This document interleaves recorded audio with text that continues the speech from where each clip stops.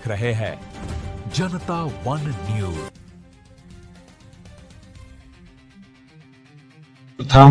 मैं गौतम, प्रखंड विकास अधिकारी जयनगर, जो आगामी त्यौहार के प्रति जो संवेदनशीलता दिखाते हुए एक मेरे माध्यम से जो लोगों को संदेश देने की पहल की जा रही है, उसके लिए सर्वप्रथम आप सभी को मेरी ओर से ढेर सारी शुभकामनाएं। निश्चित रूप से मार्च महीना हमारे लिए एक काफी महत्वपूर्ण है।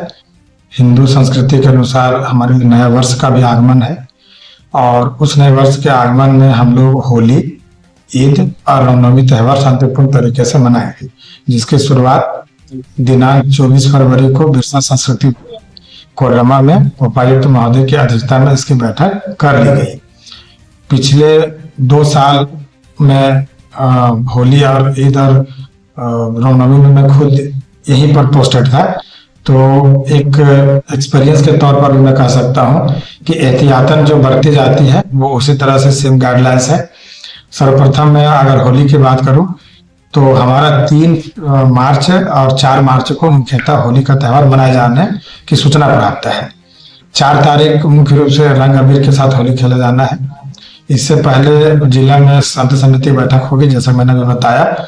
हम लोग जयनगर में शनिवार 28 तारीख को बृहद पैमाने पर थाना परिसर जयनगर में करेंगे। हर वर्ष की भांति इस वर्ष भी सभी बुद्धिजीवी वर्ग, सभी कौम के लोग आएंगे और हमारी थाना की टीम रहेगी, अंचल की टीम रहेंगे, मैं खुद रहूंगा। उसमें हम लोग 2-3 चीज बातों पर ज्यादा ध्यान देते हैं।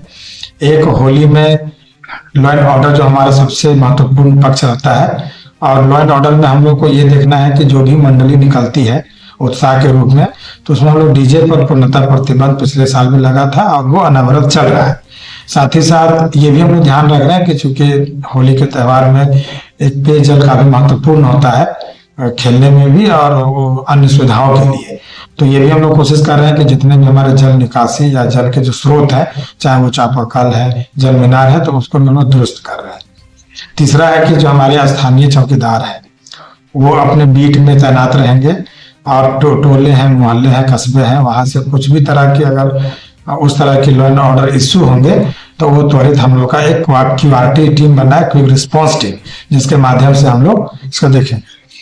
साथ ही साथ मार्च महीना में चूंकि ईद का सहरी शुरू हो चुका है और फाइनल मार्च महीना में ही ईद का ईदगाह पढ़ा जाना है। उसी बीच में हमारा मिड मार्च के बाद रामनवमी की भी तैयारी शुरू हो जाएगी। तो ईद एक शांतिपूर्ण त्यौहार शुरू से रहा है। नमाजियों की जो उनकी जो व्यवस्थाएं होती है वो अपना तरीके से करते हैं।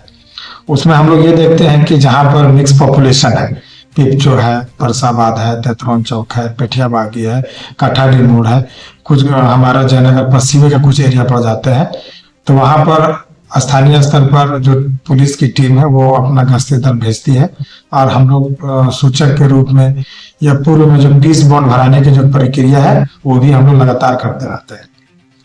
तो मार्च महीने में हम लोग काफी सतर्क रहेंगे और हमारे जितने भी लॉ एंड ऑर्डर को मेंटेन करने वाले कर्मीगण हैं, चाहे वो पुलिस टीम हो या हमारे सुपरवाइजर हैं, सभी तैनात रहेंगे और उम्मीद करते हैं कि हम लोग त्यौहार को शांतिपूर्ण तरीके से निकालें।